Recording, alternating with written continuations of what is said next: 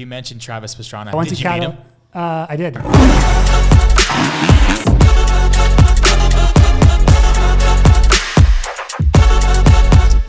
All right, guys, welcome back to the Legend Series podcast, episode 3. We're so excited today. We have a legend, Colton Haaker.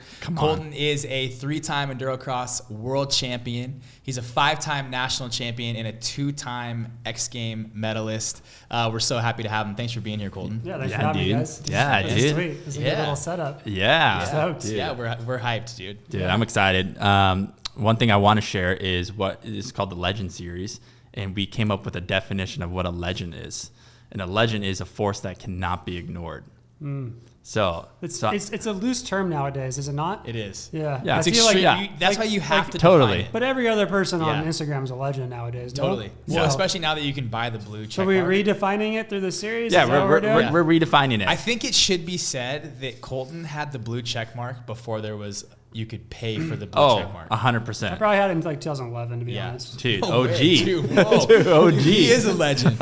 Legend status. Well, we're excited to have you. Well, that's why you're here today. You know, we believe you're a force that cannot be ignored in your field and your profession. So we're excited. Yeah, thank you. Yeah. Why don't we just start out with, tell us a little bit about yourself. Tell us what the people want to know about Colton. Yeah, well, Colton Haaker, those are the accolades that you kind of mentioned there. Just a super overly passionate guy about whatever he's into. No matter what I'm doing, it's 100% all in. So I only give my time to a certain amount of things because I only have a certain amount of time to put 100% into those things. So that's Colton Haaker to the core.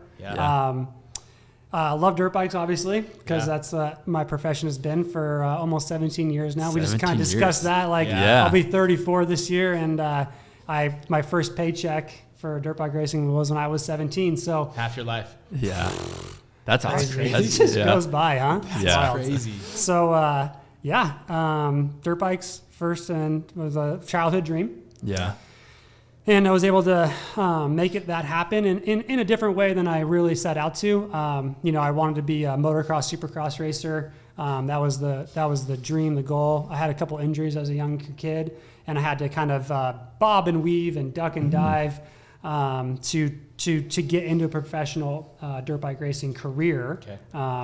But I made it happen, and it turned out probably better than I even imagined. Got to travel the world. Yeah, you mentioned a few places that you've been, around the world. Yeah, all over the world. Yeah, for years now. It's been a blessing. Yeah. I'm super grateful. And nowadays, we're still racing professionally. Obviously reside here in beautiful Coeur d'Alene. Yeah. First discovered this place, came here for a dirt bike race, 2011. At the fairgrounds? At the fairgrounds. Okay. Wow. It was a big 4 motorsports Endurocross race.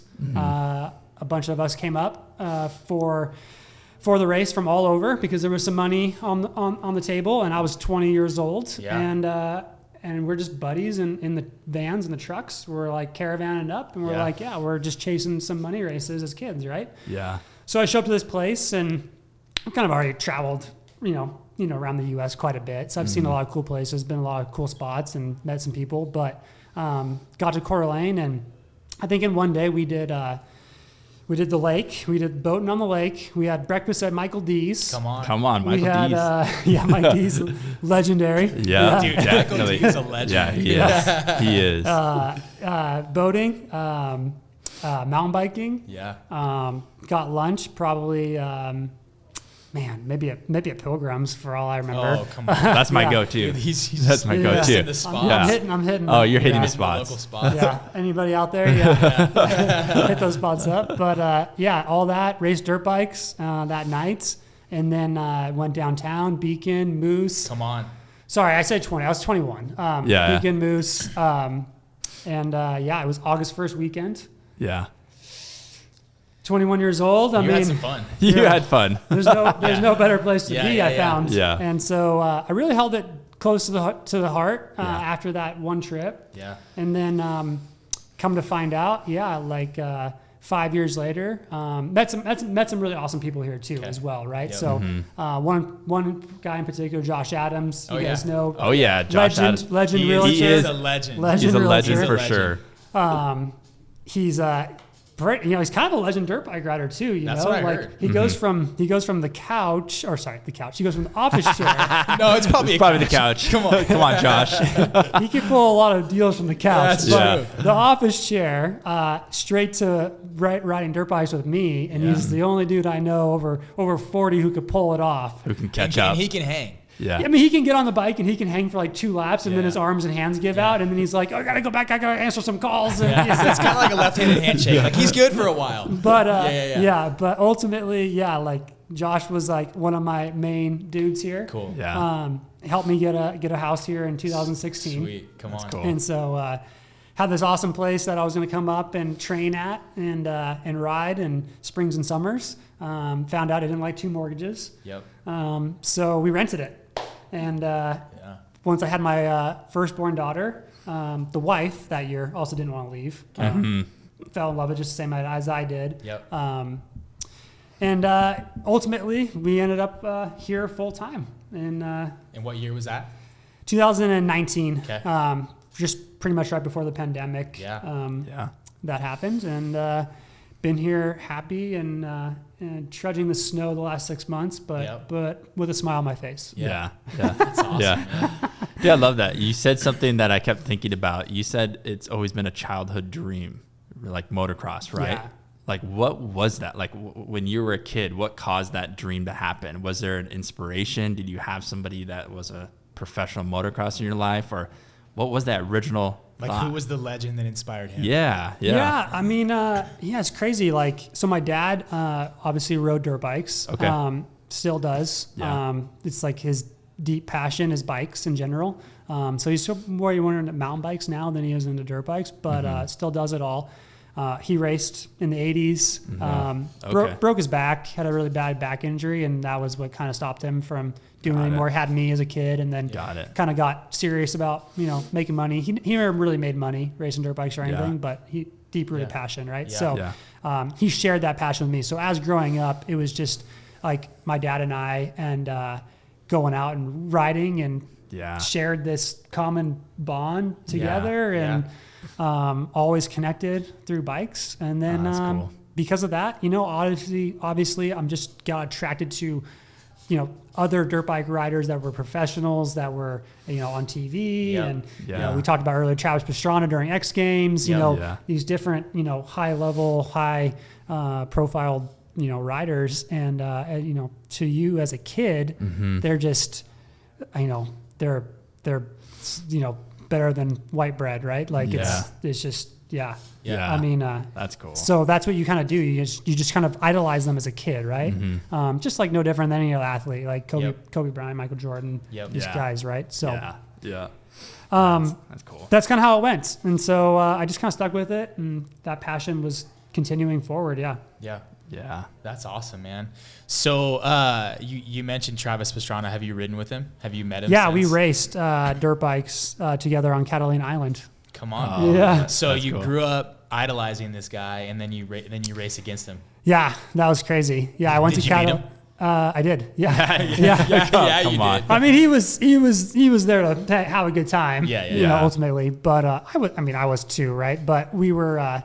Different parts of your career a little bit. For sure, yeah. We went on Catalina Island for this one-off race. They haven't had a race there since that year in 2010, and they hadn't had a race there before like 1980 something or something crazy, like in the 60s, 70s maybe. Yeah. So this one year they had the race, and I got my bike on the boat to take it over there from Long Beach, and got on this track, and we're racing on this island, and Travis Pastrana and I are battling mid-race. He does a trick on the infield tabletop jump next to me as I'm battling with him. We look over each other, and I'm like, this is just crazy, right? Like those moments, like totally, and they draw you into like going deeper. Going deeper into like this is happening, right? So that was one of those moments, dude, right? That's awesome. Yeah, that's cool. Yeah. So I want to hit on something. So you mentioned you're a husband, you're a father. You're an entrepreneur, so you own a property management company. Yep. You have some rentals. So, we see this. I think people like yourself who have had success in the public eye don't necessarily see behind the scenes, right? We kind of talked before, like the success behind the success. So you got like these pillars, Colton, family man, athlete, entrepreneur, businessman. What's that look like in terms of balancing that? Life was a lot simpler. I believe it. At one point, for sure. I mean, when I came here and I was 21, right? Like buddies in a van and just chasing some money races around the country and in between the national races and just having a ball, having a blast, and well before kids, well before a wife, and nowadays we're balancing a lot of different things, but there's a lot of pride or a lot of effort put into to balancing all that and doing those things, that's the process, trying to do them to the best of your ability. But there's only so much time in the day. And a deep-rooted kind of thing in me is that, I'm sort of a perfectionist. From racing dirt bikes, you go down the rabbit hole. With, you start off with, the trying to be really fast on a dirt bike, and then you're trying to add in the training, and you're trying to be really fit on a dirt bike, and then you're trying to be sleep well, and you're trying to be nutritionally, so you go down this whole rabbit hole, and you're going deep into how you can fine tune and be better and all those things, right? Nowadays, I'm trying to balance that with, being there for my family, being the dad that I would like to, see, maybe a mirror image of my dad, right? We had a great relationship, and it's cool. And being a husband too, right? So it's a challenge, but I think all along the lines of dirt bike racing, the little challenges is what makes up to the championships, right? So it's the day in the day out, the things behind the scenes that people don't see, that they don't get bored of or don't lose sight of, that add up, and in the end, that accumulates into how you introduced me, right? Like to me, those are just numbers, like those are like just the results of the real work that was put in. The real work, maybe even the real fun, the journey. True, dude. Like the end is always like you have this like thought that it's going to be this thing and it's going to work out this way, and if I could just get there, it's going to be great. But then you look back and you're like, all those ups and all those downs was the whole thing. That was the thing that I enjoyed the most. It's like, it's like what I hear from a lot of professionals is like they've learned to enjoy the process, right? It's not so much of like game day winning or anything, but it's actually the process, showing up every day is what they like really enjoy. And that's how you stay in it. That's how you stay motivated. That's how you stay engaged in doing it. It was the quote, like it's being able to not get bored of the boring things. Is staying consistent on the boring things is what makes up the not boring things, right? Totally. Gets the achievement. I was listening to Andrew Huberman podcast, if you know who he is, the Huberman Lab, and he was talking about dopamine, right? So we do all these things, and we naturally as humans get dopamine rushes. And he's like, the most healthy way, but ultimately what you want to strive for is to naturally get these dopamine rushes in the things that you don't want to do. So ultimately fall in love in those little things you don't want to do that lead to this like natural progression of like holistic health. Right? Where like maybe people don't want to go practice and race or whatever goes into it, right? Behind the scenes stuff. They really want to go win the bag. They want to get the trophy. That's where the dopamine hit comes from. But ultimately you've found a way to find that. When I say dopamine, I also just mean joy, passion in the process that leads to those things. I got 2 points to make on that. So practice the things that you suck at. Because you suck at it because you won't practice it. Wow. So that's one. See, and that's the second one, I just forgot, but it wasn't as good as I like that one though. Yeah. So anything that obviously you're not good at it because you don't like doing it. Yeah. At the end of the day, Yeah. What was that thing for you? If there was one, I'm sure there was a few, but what if there was one that sticks out to you in your career that you practiced that ultimately led to success? The second thing. Okay. Now was so what you were talking about the idea of the achievement in the end, right? You can't do that before you take your first step forward, right? It's like a marathon, it's only the one step in front of the other. It's the same thing with dirt bike racing that I had to find out was if I created this pedestal in my mind of where it was going to be, the gold medal X Games, the World Championship, the bonus money, the accolades, the magazines, the interviews. If I put that all up there and it was at the front of my mind, I couldn't execute, the start, the gate drop. I couldn't execute the reaction time for the gate drop. Oh, that's huge. Yeah. Which is where it starts. So implement the start, and then you have the first turn. Well, first things first is get a good start, have good reaction time, get through the first turn without going down. Yeah, don't get jammed up. Then put yourself in the position to win the race. It starts right there. And then I'd break it down even further. Okay, I got the first turn down. Now I need to get through the first 2 laps so that the track settles in and the riders space out a little bit. So I have room now to move around. Yeah, that's huge. And I can adjust where I need to go to make the moves, and I can start reading my competition. I can start saying, okay, he's going here. He likes this line. I need to adjust to make this line. He's slower here. I'm faster there. Why is he faster there than I'm slower here? Yeah. So I'm making you're doing all that while you're going. Oh yeah, you're doing it's just it's chess, it's just, and so that is the process, right? Of dirt bike racing in a nutshell. Yeah. And it's something that I had to learn. Yeah. Because I wasn't, I mean, the accolades and things you brought up in the beginning, I didn't get any of that stuff until 2016 till 2021. I ended up winning 8 out of those 10 championships that I competed in. Wow. In a row, essentially 8 out of 10. And before that, I raced 2015 to 2007 as a professional, and I won some races here and there, but I never put all those pieces together, right? Yeah. So the process that I just spoke about, it was just one of those systems they had to put in place, right? Yeah. So now let's move on to after dirt bike racing. Yep. Implementing systems and processes into entrepreneurship.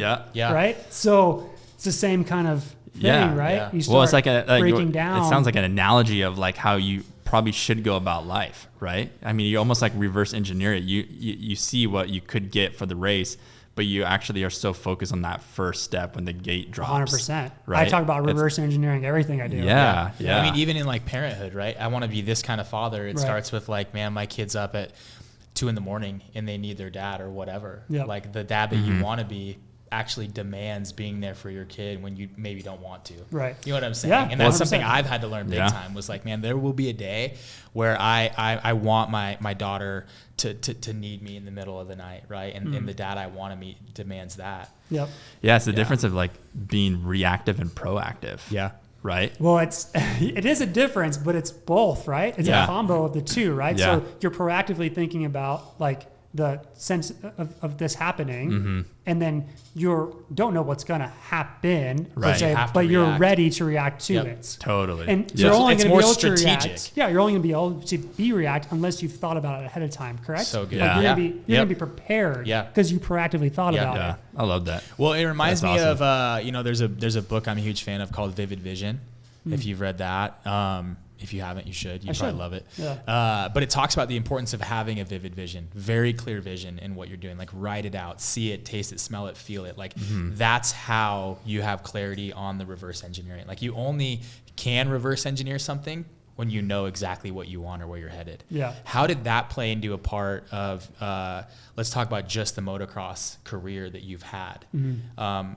was that a big part of your success? Like really envisioning it and then reverse engineering it, like you said, to the gate, the first turn? Yeah, 100%. You know, I mean, you have this idea that you want to be champion. I mean, at one point, all I want to do is win a race. Yeah. You know? Yep. Or at one point, all I want to do is be professional. Totally. You know, I wanted to make a buck racing a dirt bike. Yep. That was at one point, that's all it was, Yeah. right? Yeah. So you kind of hit those milestones. And you have this idea, right? Like, oh, okay, yeah, I want to be champion. But you never really think about like, well, you know, 10-time champion or whatever, right? Yeah. You're like, Yep. you're like, just I want to race. And then you're like, Yeah. I want to win a championship. And then you're like, Yeah. okay, I want to win another one, right? I want to back it up. You know what I Yeah. mean? And so the goalposts move Right. because your appetite grows. Yeah. That's good. Inherently. And that's just part of life and growth in general. And so the reverse engineering of each of those steps is your answer to your question. Yeah. Yes. Every single Yeah. one of those steps is reverse engineered into it, but they're smaller goals Totally. as they go, You're right? breaking So it down. Yeah. you have to. I mean, And that's can't- even reverse you can't- engineering in itself, right? Hey, I want to win a championship. Well, you know, you got to reverse down to like, I just want to win a race. Before that, I just want to make a buck in motocross. All those things. It's like Yeah. you're Each of those steps, you're reverse engineering to get to those goals. so good. And then Yeah.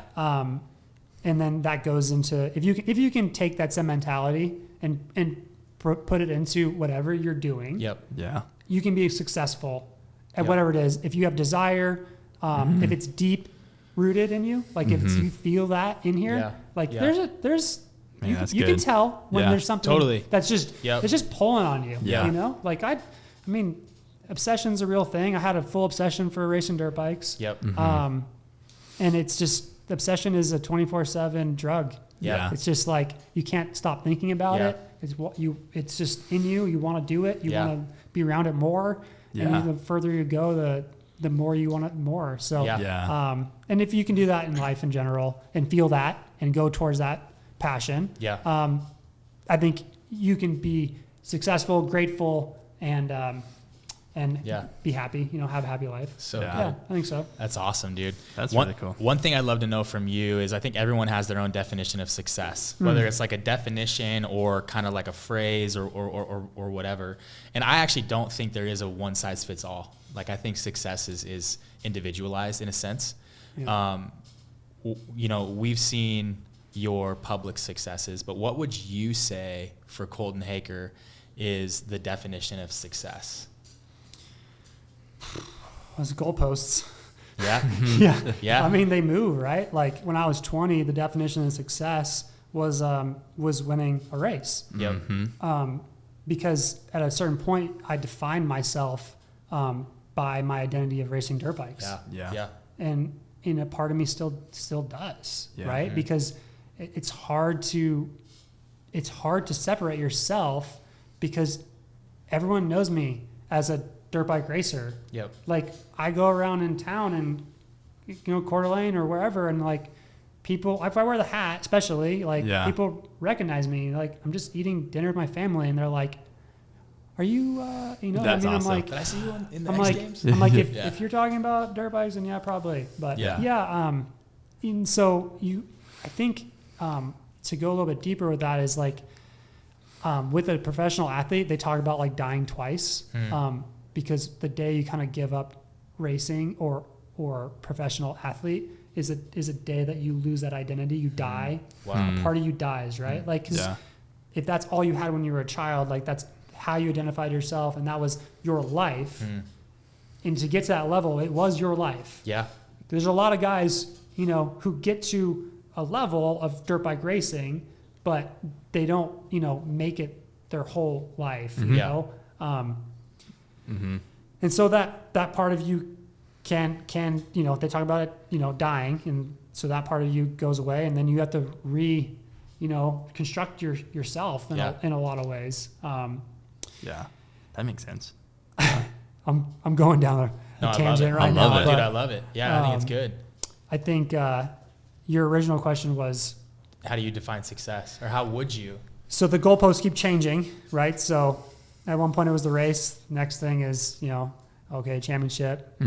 For me nowadays, it's, obviously more important than any of that stuff is the kids, and my wife. Yeah. You know, family. Yeah.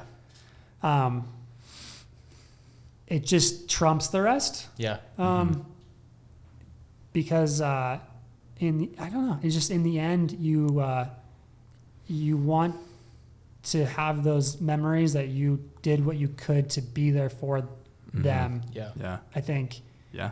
Maybe they grow up and they didn't need any of it. Yeah. I guess, but being there for the kids, you know, and setting up that, I think is the most.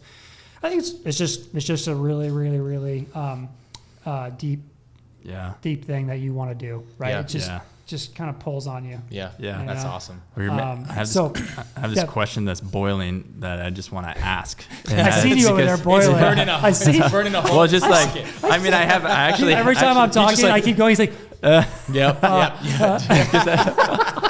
Because I have a few, but one is like, because you've been sharing some of these lessons that you've been learning, that you've learned in like 17 years of being a professional athlete. What is something that you know now, after, you know, now that you've been in it 17 years, that you wish you would have known earlier in your career? I think nothing is going to be as monumental or as big as you're making it out to seem in your mind. Yeah. So you go and you make out like this, I'm going to X Games and this pedestal in your mind, like Travis Pastrana double backflip. You have these visions of what it was and how it felt and what it meant to you as a 12-year-old, right? You're like, oh my God, like I'm in X Games. Okay, I'm not Travis Pastrana. I'm not doing a double backflip. The moment isn't nearly as monumental. But in your mind, you know, you're the main character in your story. For sure. So I think if I could tell myself that, you know, life's going to go on, you know, win or lose, fail or succeed. And in a year or two, no one's going to care anyways. So be truthful to yourself. But take everything a little bit with a grain of salt. That's good. That's really good. I feel like that's a perspective that would be healthy to have, so you don't set yourself up for disappointment, or the losses don't feel as bad. 100%. And then maybe like the hangover of the win doesn't stick around as much, or the crash afterwards. The highs and all those. Dude. It's like just the even keel. Trying to stay even. And then that my guess is that likely helps the perspective shift a little when, you know, you do get married. And I was going to say, take it to marriage. Yeah, exactly. That was my next point. We were on the same wavelength there, but take it to marriage. Like, oh man, there's days. Oh yeah. Woo, there's days. Come on, dude. There's days. I mean, if you're not going to admit that, you're just, I don't know. You can't, you know, no one can not say that there's not days. Yeah, totally. As 100%. A parent or as two imperfect people coming together. You know what I'm saying? Yeah. Yeah. And you just add fuel to the fire with, you know, desires and goals and expectations and feelings and kids. Then throw a couple toddlers in the mix that are screaming and crying. And so, and those, you know, whatever, you know, it's the journey, the challenges. That's big. Trying to middle ground it. My parents have been together since they were, you know, so they've been a solid, you know, example for me. A lot of people don't get to have that, right? Absolutely. So they don't have two solid people in their life, and their family didn't stay together in the perfect. I guess nothing's perfect, but in the way totally that they would imagine. And so they've been a good example for me. And my dad has been an even keel and a very directly interested in enjoying life to the fullest and not putting anything in front of that. So he values the highest point of that. And so as a little kid, he taught me some good lessons. That's where I'm going with this. And in the very beginning, he said, you just don't want a boss, is what he told me. Because he's an insurance agent. But he's his own broker. Totally. Okay. So he's his own boss. He's his own boss. And he said, you know, if I want to be done at noon, I can be done at noon and go ride my bike. And I can make as much money as I want to work for. Yeah. It's on me Yeah. to Yeah. do. Yeah. And he told me that I was probably 12. Yeah. Yeah. I mean, he's telling me these things Yeah. when I'm young. You're like, That's a big lesson to learn at a young age, Oh, and take yeah, it, and take it, Yeah. and Yeah. understand that, Yeah. and what that meant, right? Yeah. And I held on to it, Mm-hmm. and so and that's one of those things that one of those life lessons, Yeah. It kind of reminds me of what we were talking about before we started the show, when you were talking about the rock and the accountability, Oh yeah, right? Yeah. It kind of goes into the same thing, right? Because at the end of the day, like what your dad was saying, or for guys like us that are our own boss, you can't really blame anyone else for lack of results, right. Share that story of how you had to learn accountability, and you think a lot of people can through dirt bikes. Through dirt bikes. I thought yeah. that was cool. Yeah, so basically you could be, a 7-6-year-old kid on a trail on a dirt bike over here on Cannonfield Mountain. Yep, come on. And there's plenty of obstacles and rocks that it can catch you out. And the day that comes when you're 7 years old and you trip over that rock on their dirt bike or hit the rock and fall down, like you're going to learn, you might get mad at the rock in the very beginning. Yeah. You might, say some unchoice words at the rock. Oh yeah. But then the rock's just going to be there. Yeah. Yeah. You're not getting a reaction out of the rock. Yeah. And so you're immediately going to look inside yourself. Yep. And you're going to go at 7 years old, you're going to be like, well, I shouldn't have hit that rock. Yeah. I guess it's my fault. Yeah. Right?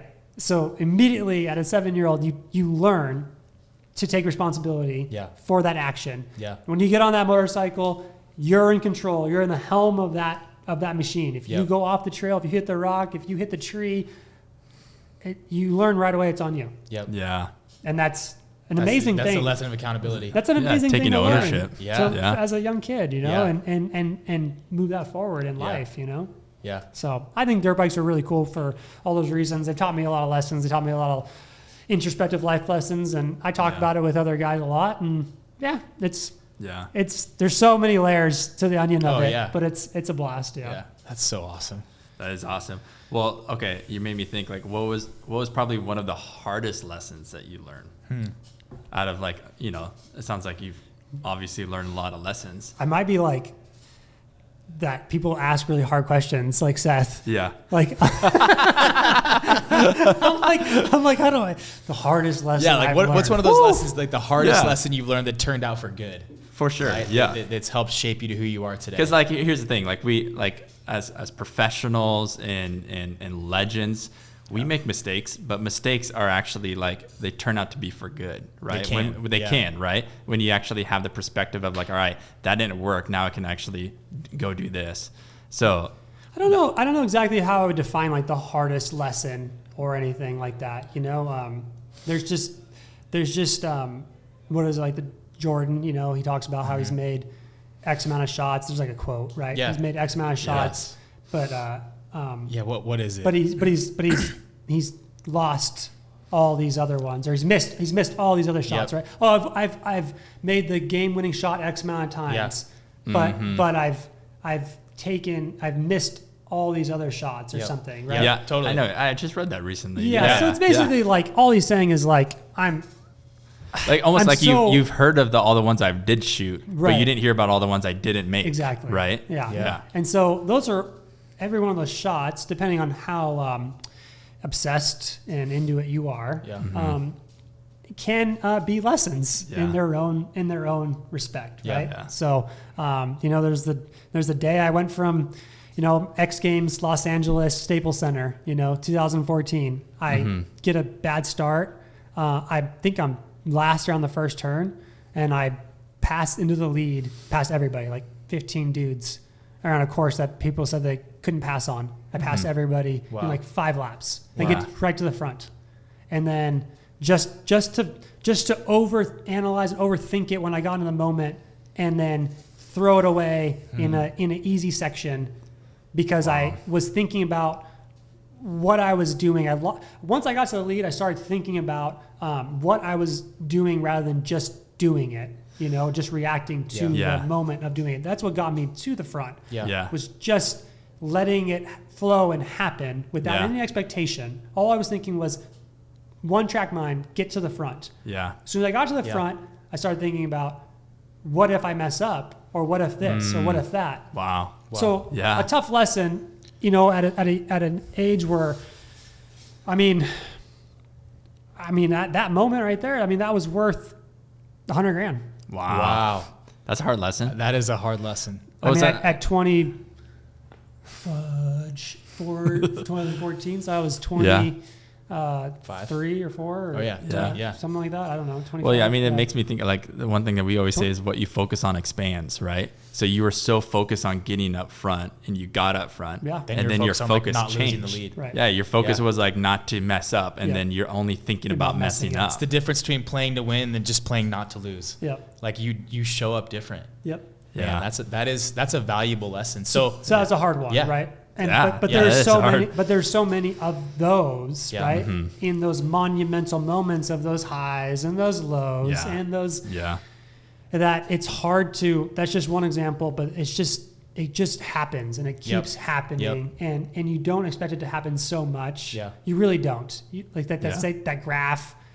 That Instagram like success, it's just like this. It's just going up in the same trajectory like the stock market was from 2008 to 2021 or whatever it was. You know, It's true. And then it's really it's truly it's like it's up and then That's it's reality. back down. You know, and it's like all those lessons are legit. Like they happen over and over again, and it's just not giving up on, I guess, that obsession and that ultimately that goalpost, right? Yeah. So that one goalpost was so good. Winning the race. The next goalpost was winning an X Games medal. The next goalpost was winning a championship. The next goalpost was winning another championship.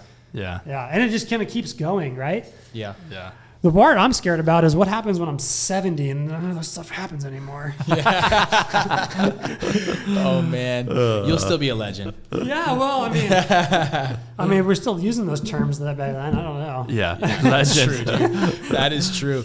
All right, awesome. so kind of to wrap up, what would you say to that person who's listening? I wanted to say like 16 to 17-year-old, but I think anybody who had that dream at any age, that's had that dream that you had when you were a kid, like, man, I want to race professionally, and you became obsessed. What would you say to the person who has a similar dream but maybe isn't either ready to quite go for it, doesn't have the confidence?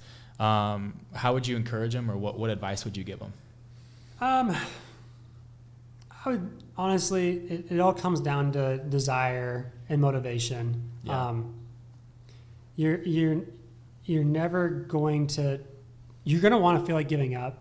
You know, you're going to have an injury and it's going to hurt and it's going to suck, and you're going to have those losses. You're going to have those X Games moments. But if you're you truly want it. It's hard to stop a person that's truly desired, you know, to reach something, you know. So if anything, just be true to that. If that's the way you feel about it, then do it 100%. You know, 100% go all in and go down the rabbit hole. Come on, keep going down the rabbit hole. Keep pursuing the next thing, the next what you can do to be better. You know, in all those facets. And there's kids in town that I talk to, you know, regularly about it, and sometimes I'm harsh. Sometimes I wish people were harsh on me. You know, that's good. So a kid that was in the pro class in Endurocross, good rider, he's got a lot of skills. He showed up one day and his foot peg was like drooping, like this much, you know, and I'm like, dude, like, this is, you know, how you do anything is how you do everything. Oh, come on, dude. I love Speaking of language. Yes. Dude, I love that. And so I'm just like, I kind of let him have it a little bit, you know, because like at one point when I was, you know, 18, 19, I would have loved that, you know, the 30-year-old dude that you know, that did it was harsh with me at one point. You know, I didn't say anything mean. I just was like, how you do anything is how you do everything. You know, this would not be acceptable to me. I wouldn't show up here like this. Because this is only going to add into the potential risk of you riding a dirt bike and now your machine isn't optimal. How are you going to get optimal practice in when your bike is in I'm not just talking about like a dirty filter. I'm talking about like its balance point is different at this point, right? Because your one leg is lower than the other. Some people might say the kid, you know, he's got gumption, he's got heart because he didn't care. He showed up anyways. Yeah. And I'm like, true. And if maybe the other side of it is if he had the tenacity to fix it at 12 o'clock at night. Yeah. At show up, there's levels. You can split it a couple different ways, but that's just one of those things, and that's an advice I gave a kid in town, right? Yeah. Dude, I think that's so awesome, and I think it goes into the lesson of everyone needs someone who's willing to tell them the hard truth. Mm-hmm. Oh yeah. You know what I'm saying? Doesn't make friends, but yeah. Yeah, it's like you're not worried about making friends, but you're actually looking out for that kid's showing up for a reason. He wants to be good. Yeah. And you're one of the greatest. Mm-hmm. And so you're telling him what he needs to hear. Yeah. I just hope that in those moments, you know, they take it constructively. Yeah. Mm-hmm. I have always been a big, you know, being introspective. I've always been taking constructive criticism well. Mm. Yeah.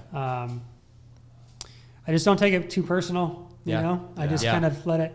I take it, I listen to it, and I implement it to the degree that I think it needs to be implemented. But I don't let anybody alter my true feelings. But I also don't disregard anybody else's opinions. Totally. I feel like anybody who's walked the earth has their own set of experiences, life lessons, and have something to offer the rest of us. Yep. So I don't want to dismiss anybody else's, you know, you can learn off anybody. Totally. Yeah. You just view it as information. Yeah. Less personal, less emotional. Yeah. Yeah. Yeah. Dude, I love that. Man, this has been powerful. Dude, I feel like I have so many there's so many gold nuggets that you just shared as a legend, dude. Yeah. Like, I mean, one that really just stands out is just, I love the focusing part one where you were so focused on getting up front and you got there, even though like probably from the crowds, it probably didn't look like you had a chance, right? Yeah. But you got there because that was what you're focusing on. And the hard lesson then you were focusing on not messing up, and then you messed up. But I think that's just a powerful lesson that I think. Well, and it was after that you started winning. It was 2016, 2014. I had another year where I was in it, in the championship all year.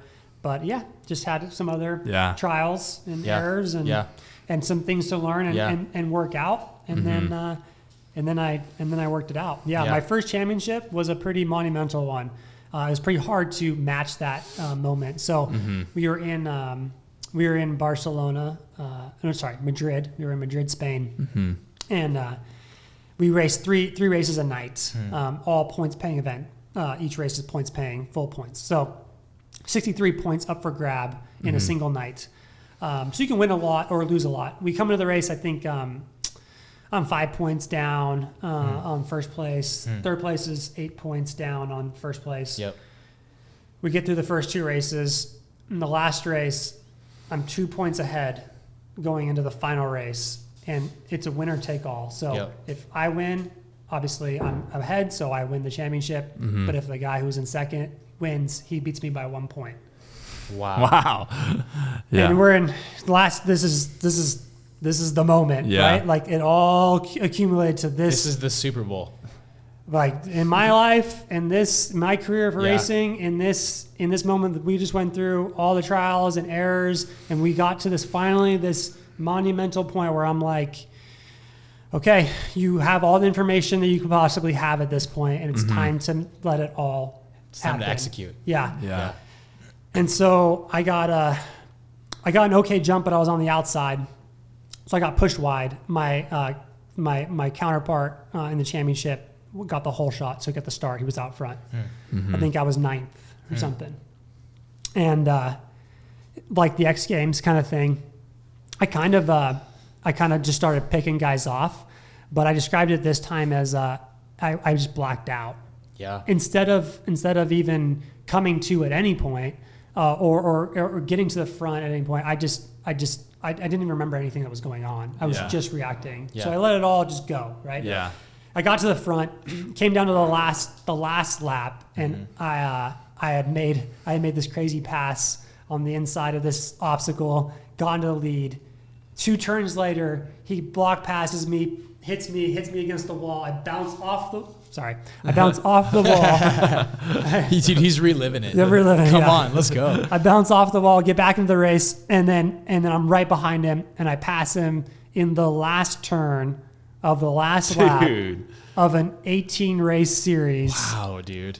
For the championship, and I come over the finish line, and I just lost it. I mean, that moment was just, Dude, I feel like I'm being shivered. Dude, you were popping the champagne. Right, I mean, you were hucking the goggles. Dude, you bounced off the wall. I bounced off the wall because he hit me, and thank God the wall was there. Because it wasn't there, you would have been on the ground. Been on the ground. Yeah.